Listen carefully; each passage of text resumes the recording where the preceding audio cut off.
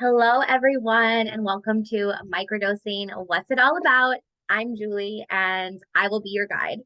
I am so excited to be here with you today. I am so excited to share this information with you and to be able to answer any and all questions that come up for you in this process. Now, whether you are someone who struggles with anxiety, depression, OCD, PTSD, OCD, addiction, maybe you haven't been feeling like yourself. Maybe you're letting fear stop you from going after your dreams or from fully expressing yourself. Perhaps you want more energy and concentration. I'd love to know what brought you here, whether you're watching this with me real time at the YouTube premiere or you're coming back to it. I am always in the comments checking things out. So share with me. Be honest with yourself.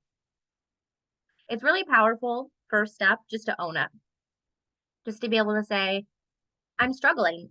I'm struggling in general, and maybe I'm struggling with this, whether you know what it is or not, just to name it, just to bring light to it, to take it off this pedestal in our mind that's scary, that we can't address or look at, instantly brings a sense of relief, like a weight off your shoulders.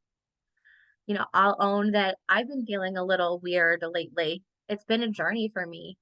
And the more I'm honest and speaking about that, the more back to center I feel. And part of that journey for me and being able to navigate these storms, because the only constant in life is change, right? You're not always going to feel weird and you're not always going to feel good. Life is a roller coaster. And the more I've leaned into this medicine, because really mushrooms are medicine, the more I have felt like I can do this. And I know that change is coming, as it always will. And I'm not afraid of it. I can meet it, I can look at it, and I can lean in.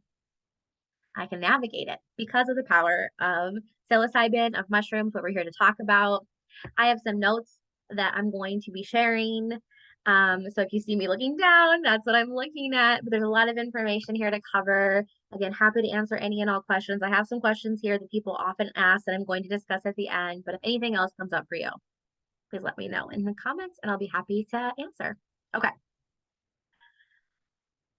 So today we are going to demystify psychedelics, microdosing in particular. You are going to trust that this process is not going to make you trip. I promise. Microdosing, truly microdosing, we're going to get into what microdosing means. It's not going to make you trip.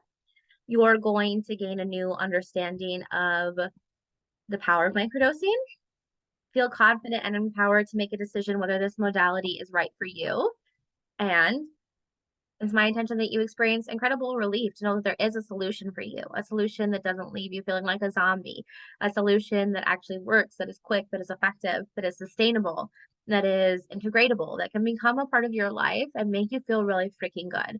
Because it is my purpose and mission here on earth to help everyone, myself included, remember how much joy there is in life, how much joy there is to experience, and that although life sometimes can beat us up, beat us down, and feel hard, it doesn't have to be like that. All right. So this presentation is not about me, but I want to tell you a little bit about who I am just to give you a perspective, because I think people don't sometimes realize that I used to be a very different version of myself. So I think people see me now as someone happy and bubbly and confident and at peace with themselves. And that's true. And I used to really struggle with anxiety. My main anxiety system was rumination. I could not let things go. Sometimes that still comes up for me, to be honest. It's something that I still navigate. I really get fixated on a thought or a scenario, and it felt impossible to move on. I felt physically terrible and believed that I would always live with some level of anxiety.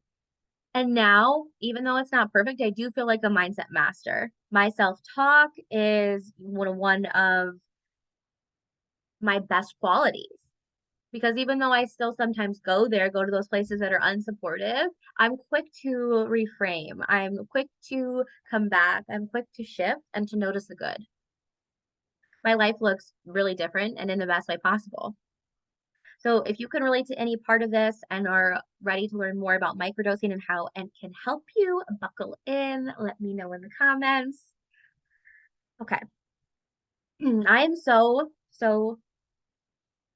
passionate and I believe so powerfully in the power of intentionally going through a microdosing protocol with support. And by the end of this, you are going to feel guided, supported, excited, relieved, and maybe even ready to get started.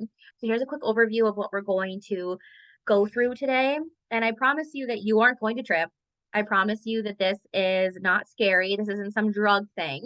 This is a safe, researched, safe, and natural medicine and a process. This really could change everything for you. And I want to talk about one woman in my program. She was actually the very first woman I took through my microdosing program almost a year ago to the date. She suffered from depression, real and true depression for over a decade.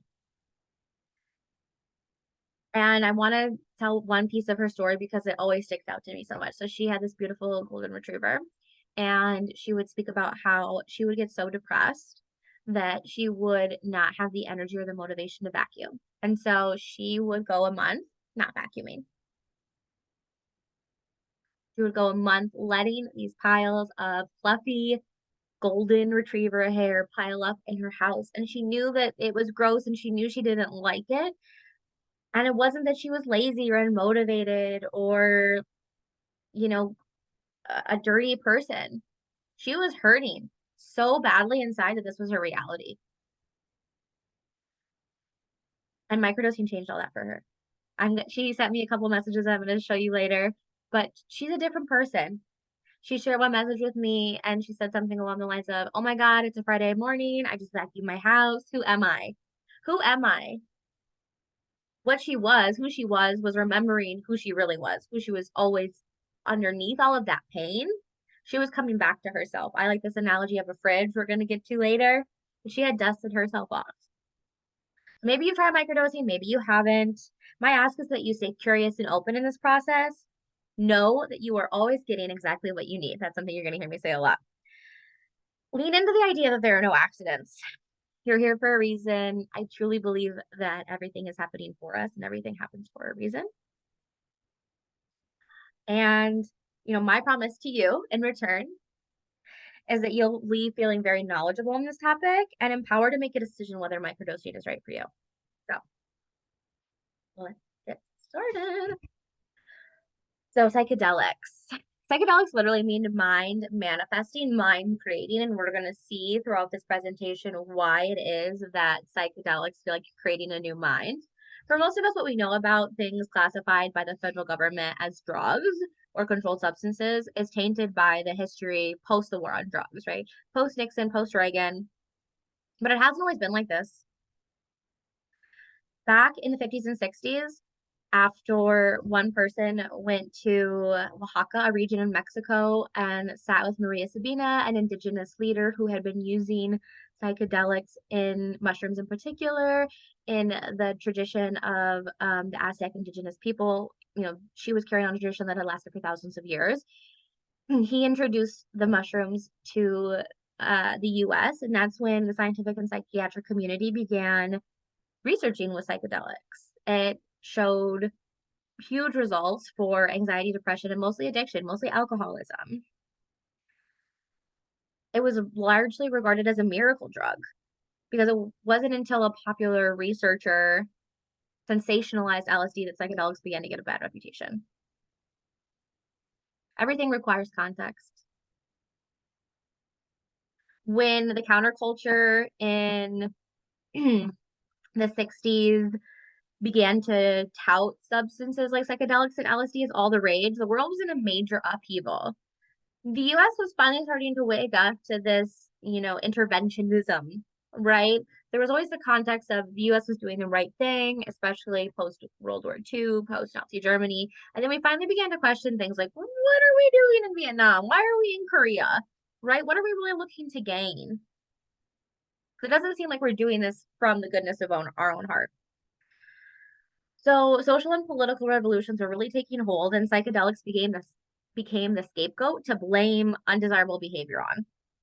And in the 90s, researchers, after being, shut down and erased from history, began taking steps to renew research and to move forward toward decriminalization and therapeutic administration of substances like psilocybin. There is a whole body of research out there from the 50s and 60s. You're going to see me drinking a lot of water because I talk a lot. And you can still find that, but it's slowly and powerfully coming back, and that's really exciting. Okay, I want to share a very popular chart you've probably seen on the internet, and I'm going to ask a question. I'm going to answer honestly for myself, and I'm also going to say whatever your answer is, whether you want to share in the comments or you answer this for yourself. There's absolutely no judgment. Do you find yourself going toward alcohol on a weekly or nightly basis to dull down intense feelings and avoid? Because I 100% have before. And sometimes I still do. I want to say at the beginning, like psychedelics, this whole process is not about becoming a perfect person because there is no perfect person. And I think that's really unrealistic when we talk about that. But we can change our average behaviors, right? We can change our routine. We can change who we are. We can change how we show up a lot of the time. That's not going to say that we never indulge or engage in unsupported behaviors, but we can change our baseline. So I want to look at what alcohol actually does to your body versus psilocybin. So for some reason, we live in a world where we're so scared of psychedelics. We're scared of these substances because we live in a world where we want to perpetuate this kind of fear into people. Alcohol and pharmaceuticals are billion-dollar industries, and there's not that same kind of money to be made in psychedelics because psychedelics result in actual change, and you're going to see how and why in a little bit. Not masking or avoiding. So let's say you're not feeling good, you have a drink. That problem doesn't go away, but you do stop feeling it for a little bit. But these problems, issues, feelings are like cancer. So what we don't feel, what we just suppress, grows and grows and grows and grows. Like at the beginning when I said, hey, acknowledge if you haven't been feeling good. When we drink and we don't acknowledge and we avoid, it's going to fester like mold. And people in power benefit from this. They benefit from others staying numbed out, depressed, playing out their shitty beliefs because it feeds into more poor food choices, more money in the pockets of pharmaceutical companies because you're trying to take a pill to make yourself feel better. And when we liberate people from that state, people in powerful threaten. Psychedelics fuel the possibility for new exciting beliefs that can free yourself from the ways your life currently feels like a jail sentence. That's what psychedelics were doing in the 60s and the 70s. They were making people question things, see their own power. And that made the government feel correct. So let's talk about this chart. I want you to ignore the colors on the top bar. So I don't know if you can see this when I do this, but it goes very non-toxic to approaching poison. Ignore the colors, but do see the length of the bar, right? So let's look at down here. Heroin. Heroin is obviously terrible for you, right? We're going to say it is approaching poison. And what toxicity means on this chart is its ability to kill you, right? So heroin, obviously very easy to kill you. I do want to look at these colors over here, though, on the DEA drug schedule. So scheduled 1 is something you can get over the counter, right? Like aspirin, you'll see is on this list. Red is a schedule 1 drug, meaning that the government has classified it as illegal and very dangerous, very toxic. So the government may say it's toxic, but as we're going to see on this chart, it might not actually be toxic. So right again at the bottom, heroin. But only 4 bars up is alcohol. It's actually not that hard to kill yourself from drinking. And I don't mean like over time. You can very easily get alcohol poisoning in a night just from drinking too much. Right. But even though it's pretty freaking dangerous, like you can very easily hurt yourself with alcohol. It's a Schedule 1 substance, meaning as long as you're 21, you can get it over the counter. You don't have to have a prescription. Let's go all the way up. Let's keep looking. Cocaine, dangerous. Tobacco, right in the middle. Tobacco, unscheduled, legal, still could really hurt you. Caffeine is on this list. Prozac, you could hurt yourself. Aspirin. Up here, though, cannabis, psilocybin, LSD. It was nearly impossible to kill yourself with an overdose of psilocybin or LSD. These psychedelic substances, right? They're very non-toxic. You can't hurt yourself with them. I'm not saying you can't have a bad trip, and we're going to talk about bad trips later. But to actually do damage to yourself from these substances directly, no, almost impossible. So what's going on here? Why is there such why are there so many lies perpetuated? It's a lie. It's a lie. They say Schedule 1 is illegal and dangerous, right? It's not dangerous if you utilize proper sentence setting, which is something we're going to come back to, a concept. And I'm not here to, we'll never fully know why, right? These are all my guesses. These are hypotheses. I want to encourage you. This is the coach in me coming out right now to stop asking why do people do things, because you probably don't know why you do most of what you do, right? I don't know why I do a lot of what I do. We're all operating on subconscious programming that we cannot consciously pick out. But to start to question these things and get curious and look at the motivations, I do think it's important not to go down some conspiracy theory or rabbit hole, but to really get curious for yourself about like what are the facts, right? We might not know why, but we can look at what are the facts, and from there we can make an educated decision. Okay, so let's jump into some of these things. Like, what is psilocybin? Psilocybin is a molecule produced by some small brown mushrooms that has been used for thousands of years in Mexico and Central America. It's called the flesh of the gods by the Aztecs, and it has been touted in religious practices and scientific communities alike as a chemical and medicine that can open yourself up to transcendental experiences, to connect with something larger than yourself, whether you want to call it mysticism, spirituality, religion. There is something about these substances that allows for a peak experience that many describe as life changing. And one cool thing about the research is that even people who identify as agnostic or um, atheists can have experiences that don't necessarily make them believe in God, but show them something where they feel like that really was a mystical experience. Like it felt like something else was out there. And maybe it's not God and how they conceptualize the things or like how they're looking at it, but it was a very powerful experience. I think that's really cool because I'm not here to change anyone's beliefs, but I do love showing people new experiences and getting curious. Really, I love curiosity. Not about being right or wrong, but it's about learning. And I hope that I'm a perpetual learner. And I feel like if you're here, you are curious and are a learner too. So it may be responsible for the human's use of language, which is a concept as a result of a concept called synesthesia, and consciousness itself, which is the Stone Date theory. So synesthesia, the best way to describe it, at the very beginning of my journey in this microdosing program, I had another woman who came to me because she had a TBI from a car accident. And so one result of her traumatic brain injury is that when she saw the color blue, she felt spicy in her mouth. It's as if she had just taken a big bite of a pepper. And that is one example of synesthesia. So synesthesia is experiencing something that should be related to one sense, taking in information that should be related to one sense and experiencing it through another sense. So color should be sight, right? Like I see colors, and experiencing it in a different way. So she experienced it through taste. So how does this account for language? So the words that I'm saying have no inherent meaning.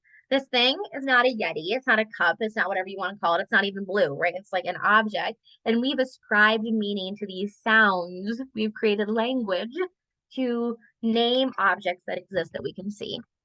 But that's not what its name is, right? That's not who it is or what it is at its core. It's something that we've all bought into. This is synesthesia. We're seeing something, we're seeing an object, and we're creating a noise language for it. And the Stone Age theory is essentially that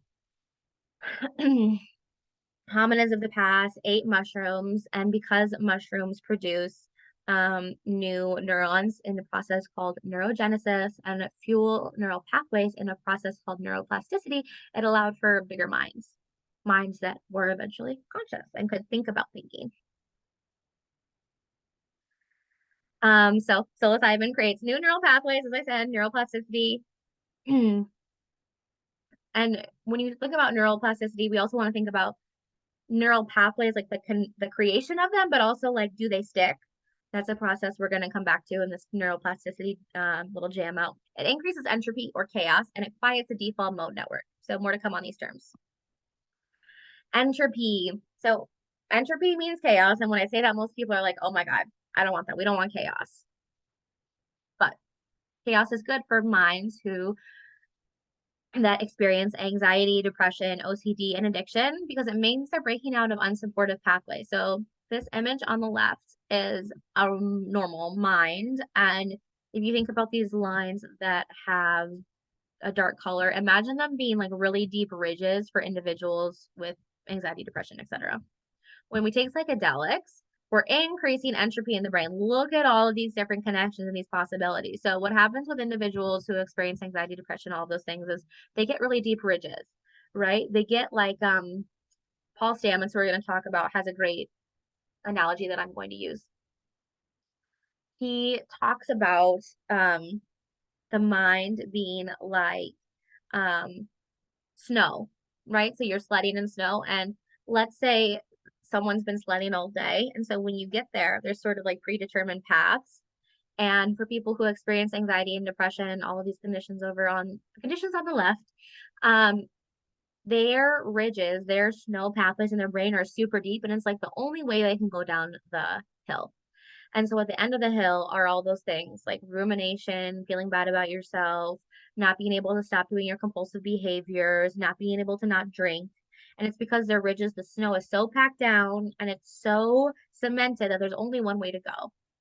When we take psychedelics, our brain is like a fresh layer of snow and powder. And so then we're able to go in all these different pathways and we realize there's other behaviors, other thoughts, other feelings available to us. And that's really important for people who have deep bridges because it gives them the opportunity. Those people aren't weak. That's the one thing that I think is a misconception. Like there's still the idea out there that you should just get over being depressed or get over being anxious or get over your alcoholism or your obsessive behavior. That's not that simple. Your ridges are really freaking deep. So when we clear those ridges, we are finally giving someone the opportunity to do something different, to feel something different. So neuroplasticity. Neuroplasticity is the brain's ability to make new connections and pathways in response to, this is really key, learning, experience, or injury. So we're not necessarily making new connections. We're not necessarily having new neural pathways that stick unless we're pairing psychedelics with learning, experience, or injury, which is I'm going to come back to why it's so important to be guided in the psychedelic process and microdosing. And this is Paul Stamets. Stamets protocol is a schedule, like a calendar, basically, for taking a microdosing supplement.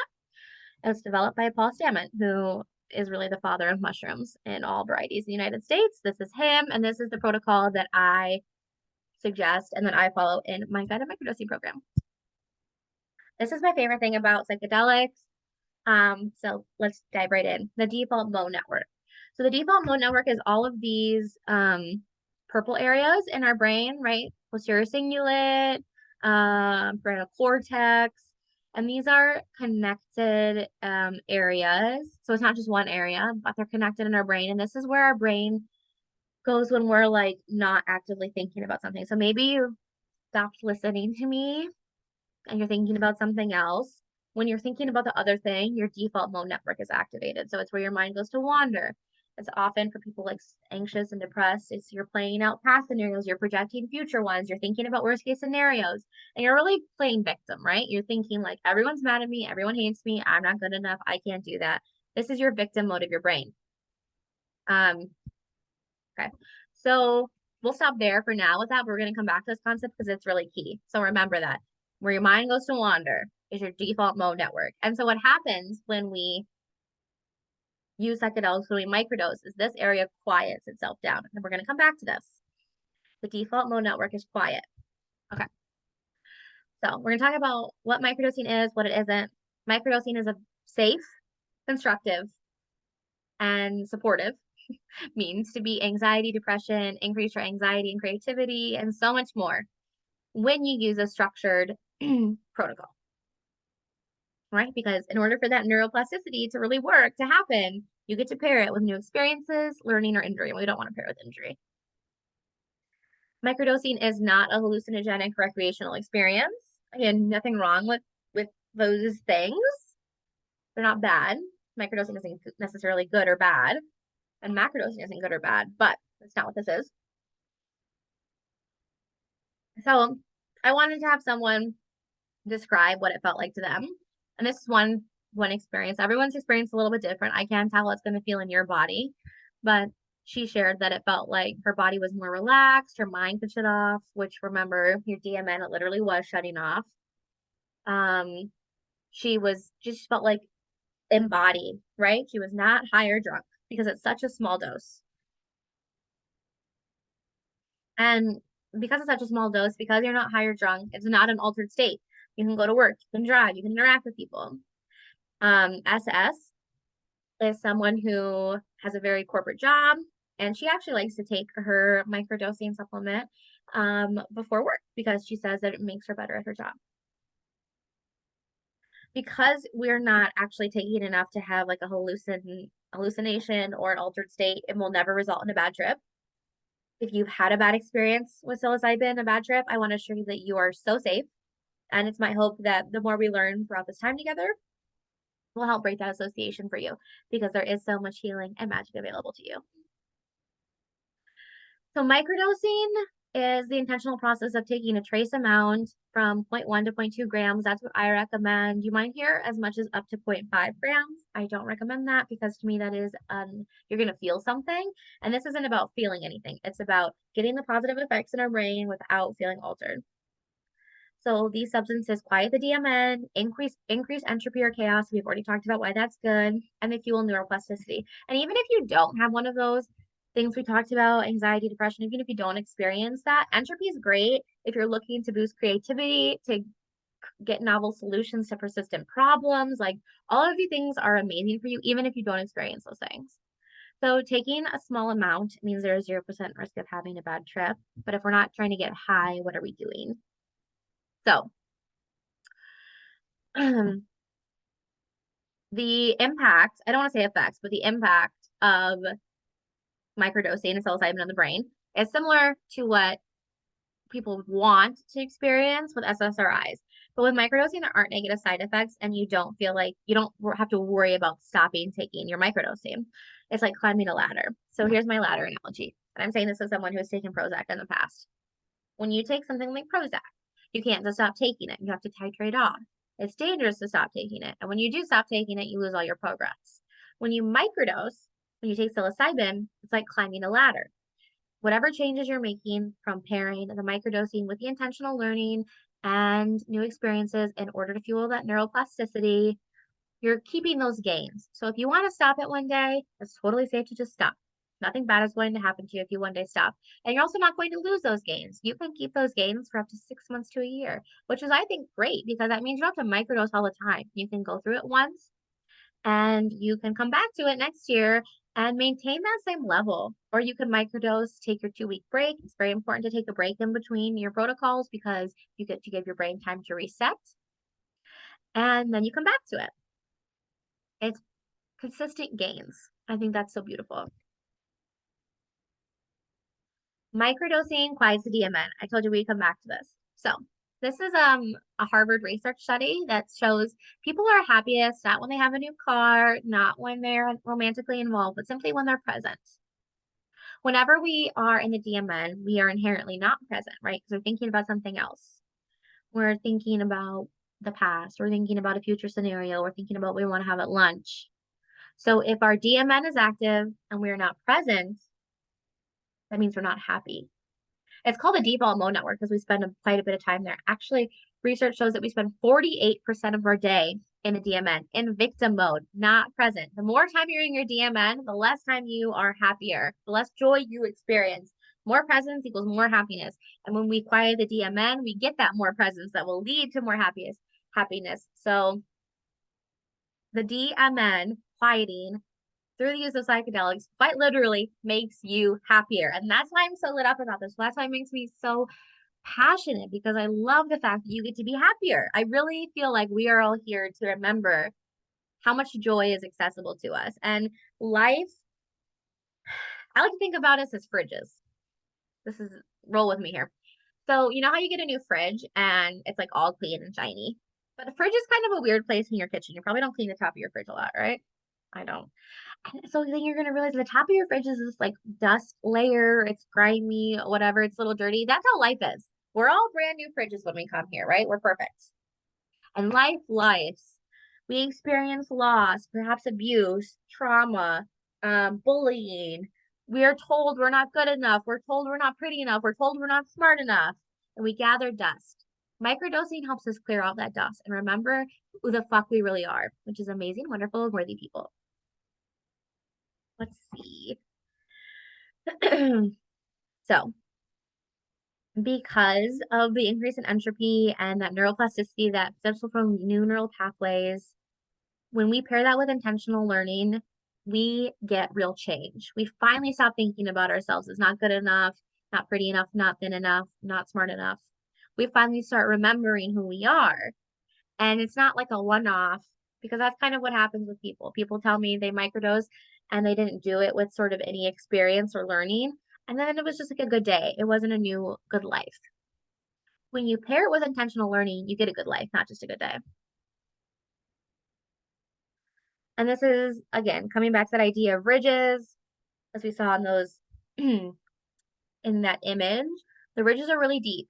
And that's what keeps these unsupportive things happening. Microdosing smooths those ridges, which allows for new ways of being, new neural connections that are actually supportive. So there are so many things that microdosing can do for you. I'm just going to give you a second. I'm going to look through my notes and you can read all of these things.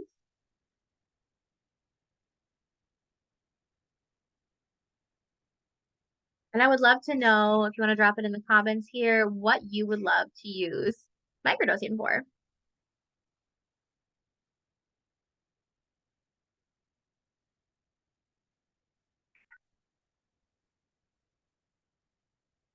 I also want to say some things that aren't listed here are that this helps with ADHD, and ADD can help with motivation. It can support breaking out of negative thinking patterns and help you come back to yourself. If you feel like you're struggling with emotional availability, connecting with others, and, you know, experiencing a life where you don't feel so alone, it can help you feel and label your emotions. Um, it can reduce social anxiety. And actually, coming back to the ADHD piece, um, in self-reported studies, microdosing is actually more effective for curbing the symptoms of ADHD versus things like traditional medications like Ritalin and God, why can't I think of the word? Oh, Vyvanse and Adderall.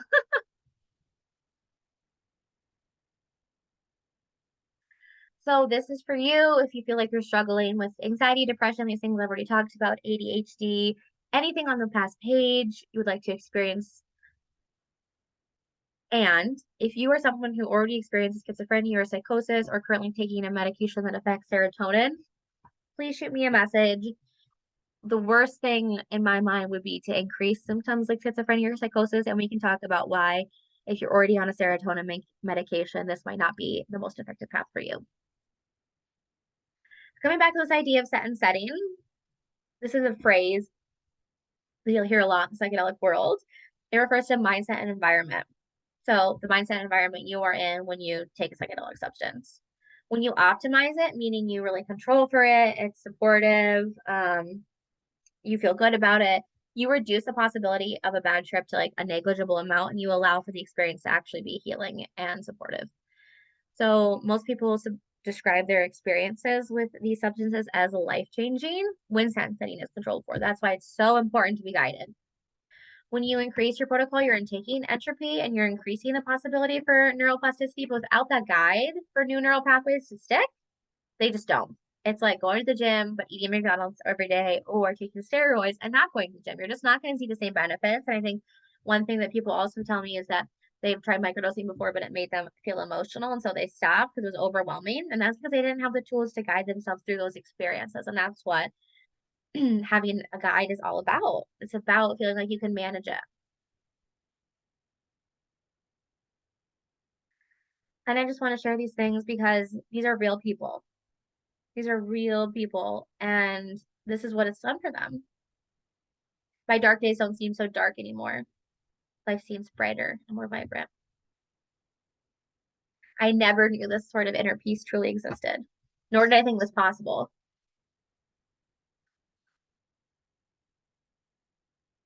These are just two people out of almost 100. And I have so many screenshots that you're going to see of people who have had such amazing experiences. So who is ready to get started? Um, These are things people have shared about the process. There's a reason if you're feeling called that you're here. This is the message that I wanted to share from the woman with the golden retriever. She went through microdosing 2 times. I think now she's done it 3 times. It's life changing. Life isn't happening to me anymore. I spoke how I felt. I acknowledged that I didn't think it was them trying to make me feel bad, but that it wasn't okay. And I asked for space. These are all really powerful things that people are sharing that they've changed in their lives. And this is what's possible for you within Inside Uncover Your Magic, my guided microdosing journey. Feeling like yourself, showing up as the best version of you, as a mom, as a CEO, as a friend, as a human, dating confidently, knowing that you are enough, reaching the next level of your business, being able to focus with a natural increase in energy, breaking out of cycles of anxiety and depression. If you're feeling freaking amazing about this and microdosing is a hell yes from your intuition, I would love to share what those next steps look like with you. There's a link in this description to book a call with me. Let's talk. Let's see what that could look like for you, because this will ease your anxiety and depression, bust through those thoughts that keep you stuck, enhance your ability to focus, and so much more. You get to be guided through a full round of microdosing, have everything that you need. You can receive the one-to-one support and coaching from me. And I have a trusted, safe, pre-measured, standardized microdosing source for this medicine that ensures that you're going to have the best experience possible. So don't allow this to pass you by. Make the most of the opportunity for intentional facilitation. And if you have any questions that remain, please feel free to reach out to me to book that call and we can jam out about it. This is my favorite thing to talk about. Drop them in the comments. I'll be here to answer them. And thank you so much for sharing your time with me.